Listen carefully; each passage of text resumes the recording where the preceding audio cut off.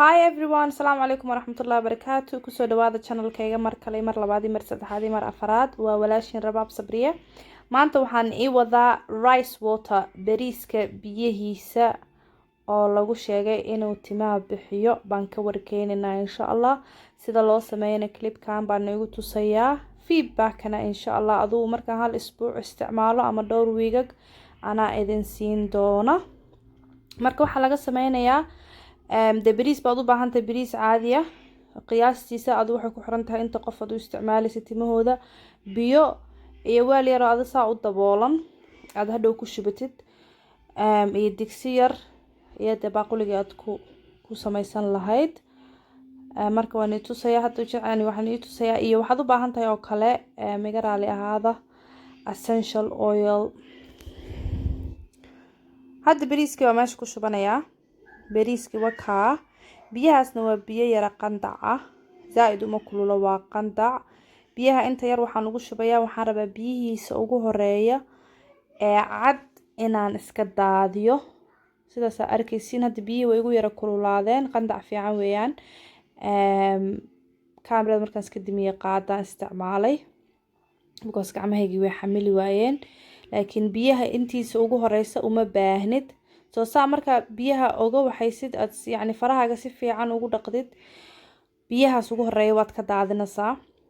biyahaas cad ugu horeeya waad ka daadinaysaa, uma baahnid biyihiisa labaad ba marka u baahan tahay. hadda marka ka daadisid biyo kale oo fresh aad ku shubanaysaa cad. isla biyihii baan isticmaalayaa, biyo qandac fiican ah. haddaad doontid waa ku radin kartaa 10 daqiiqo. haddaad doontid farahaada maxaa la odhan jiray ku qasasaa ilaa iyo dhacaanka kaaga baxo bariiska aad u baahnayd.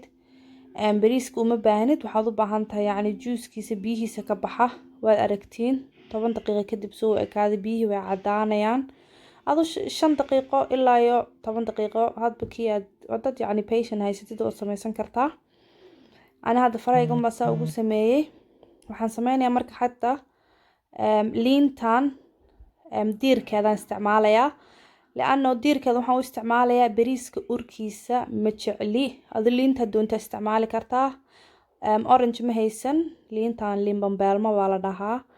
tan baan isticmaalayaa qolofteeda keliya. qolofteeda yani ur bay ku siinaysaa fiican.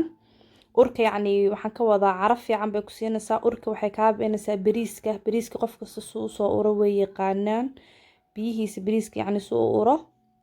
marka biyaha bariiska suu urayo anu ma rabo, taas waa unu isticmaalaya liintan ama liinti kale. orange-ka caadiga isticmaali kartaa laakiin ma haysan, hadba waxaa gurigaada ku haysatid isticmaal insha Allah. wakaa liinta qubkeedaan isla isticmaalaya insha Allah. marka hadda digsi yar baan soo qaatay. digsiga waxaan ku shubanayaa biyihii bariiska waad ka reebaysaa, biyihiisa bas baad ka shubanaysaa. biyihiisa kaliya markaa meesha saa ugu shubatid waxaad ku daraysaa markaa liintii aad soo fiiqatay baad ku daraysaa, galkeedii yani ama qubkeedii hadba saa u taqaanid. hadda markaa ku darsatid marka hadda waxaan ku darsanayaa essential oil. hadba aad u taa haysatid lavender carafta ayadana maxaa la jiray kuu sameynaysaa. waxaas dhan waxaan u sameynayna yani carafta yani urka inuu ka baxo iyo shiirka hadhow timaha kaa shiirin. essential oilka waxaad ku darsan kartaa hadba qiyaastaada saa doontid. ana dhowr like adu 10 dhibcood camal waan ku darsaday. lavender, ginger, hadba taa doontid, lemon, midka isdhahaysa yani carafteeda uu kugu haboon yahay isticmaal.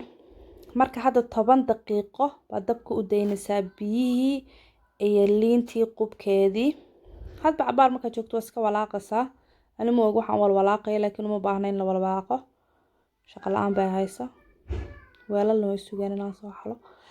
laakiin hadda wax yar waan ku gaabiyey biyaha yani waxaan rabaa tartiib sida yani carafta liinta iyo essential oilkii ay u gasho. haddana waan ku dheereeyay saa aragtiin. haddana waan walaaqi doonaa baan waan walaaqay. marka waxaan u walwalaaqay yani si fiican carafta iyo biyihii wixii dhan isku galaan, waa iska fahmi kartiin. hadda weelkaygii baan haystaa. weelkayga waa weel dabool leh, caag dabool leh ama fur any ba isticmaali kartaa, laazim ma aha qofku wuxuu isticmaalina adigana haysatid, hadba gurigaaga waxa ku yaala isticmaal. Biyihii iyo liintii qubkeedii baan ku shubanaynaa.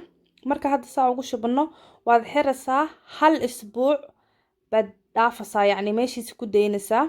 marka 1 isbuuc ku daysid caaga wax lagu lagu shubto oo wax biifin karaa ku shubanaysaa.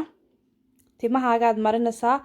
Timahaaga markaad marisid 30 daqiiqo kadib baa ka dhaqaysaa ama ka meedhaysaa. Markaa ka meertid kadib adoo 1 isbuuc markaasaa ku wadid waxaa ka dareentid noo soo sheeg. Anigana maantaan bilaabaya insha Allah waan idiin soo sheegi doonaa.